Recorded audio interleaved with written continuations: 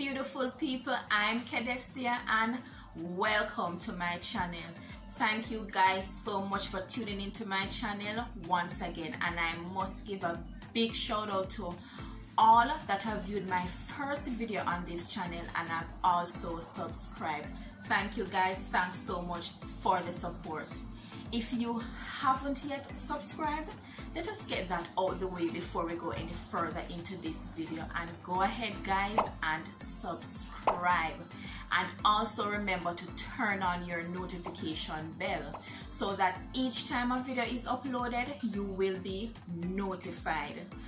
So far, since posting the first video, I have seen whereby in the comments and otherwise persons have commented that they want to be updated as this development progress, but you have control over that, because once you turn on the notification bell you will be immediately notified when I upload, or each time I upload a new video. Alright, so let's get into this video.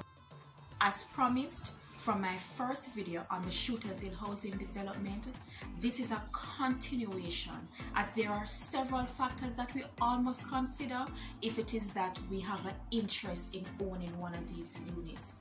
However, if you haven't yet seen that video, please stick around to the end of this, as that will appear at the end of this video. Also, I'm going to be linking that video in the description box below.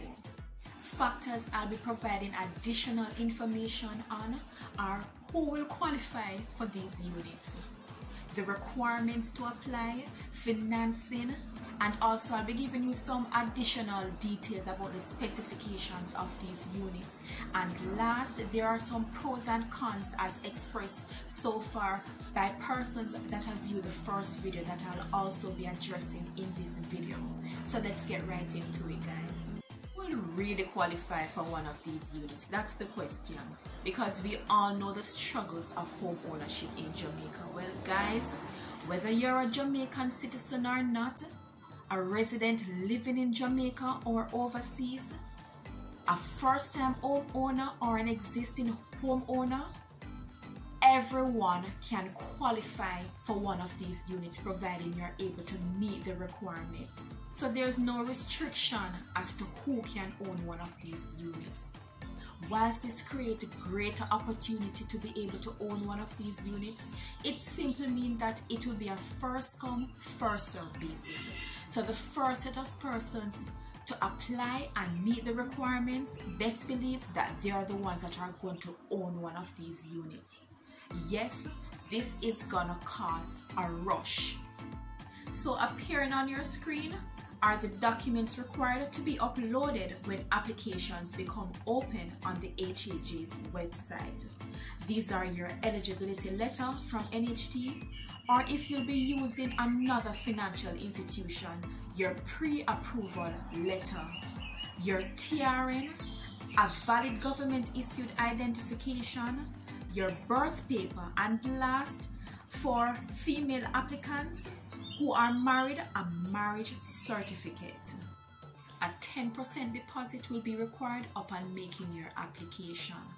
However, if you can provide proof from your financial provider that they will provide 95% financing, then only a 10% deposit will be required. So say for instance, the one-bedroom unit is $7.6 million. That 10% deposit will be $760,000. And if 5%, that will be $380,000.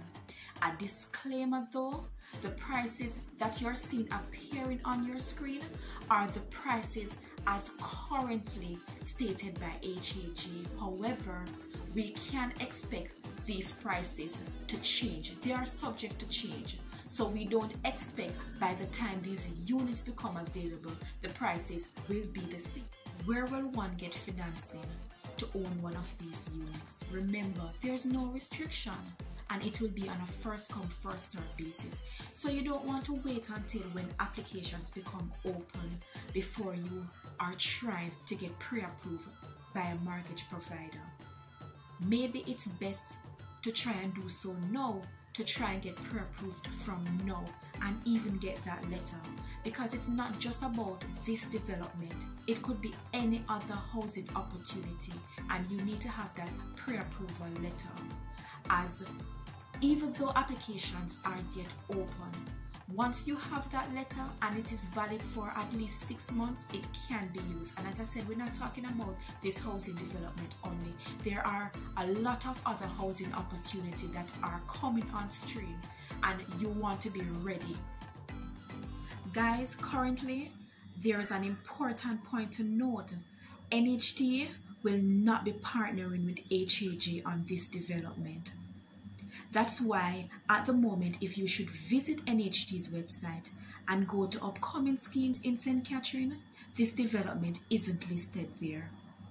If this remains the case though, and you are eligible for the maximum that NHT offer, which is 6.5 million, then you will have to source the difference of actual cost of the unit and NHT's 6.5 million. So bear that in mind. You more than likely will have to get additional finance. So construction of this development will be on a phase basis, and it is projected to be at least 3 phases over a 4 years period. And based on HAJ's current project, it is believed that the lot size may be between 2,500 and 3,000 square feet. Remember, there will be over 623 units. I do know that a lot of us have many concerns about moving to Portmore, and the most popular concern that I hear of is that Portmore is too overpopulated, and this is contributing to the traffic congestion at peak time in the morning and evenings. Well guys, this has been the case for many years, and I don't know at this point why it is that there isn't even a solution to this as yet. But once again, on the 17th of March this year, the government did announce that they are considering 2 options to relieve the congestion on 6 Miles and Mandela Highway. When this will actually happen, or if this will come through, we don't know. But maybe one of the solutions is actually to leave out a little bit earlier, especially in the morning, being that you have control over what time you leave out in the morning. So I would say leave out before 6 a.m. Maybe we don't have much control over what time we have to leave work, so maybe the traffic will catch us at that time. But leaving out a little earlier in the morning, I know, will help. So other concerns that some have expressed is that there's low water level in Portmore and occasional lock-off. Their commute will now be longer, especially because of the traffic, and they will be incurring toll costs if it is that they're going to be taking the toll and not Mandela Highway. And last, remember that there's going to be a monthly maintenance cost, being that this is a gated community, and more than likely, being a gated community, there's going to be a monthly maintenance cost that you will have to consider. So for today's video, we have discussed who will really qualify for one of these units, the requirements to apply when these applications become open, how to go about financing these units, and also I did provide some additional specification about the units themselves, and also I did speak on a few concerns that I know a few persons have expressed. So I want to say thank you guys for tuning into another video, and please stay tuned and look out for the next video. As you know, I will be bringing you some very important content going forward. So remember, if you haven't yet done so, go ahead and subscribe. Give this video a thumbs up, and remember, turn on your notification bell so that each time a video is uploaded, you will be notified. So that's it guys, see you in the next video, and please stay safe.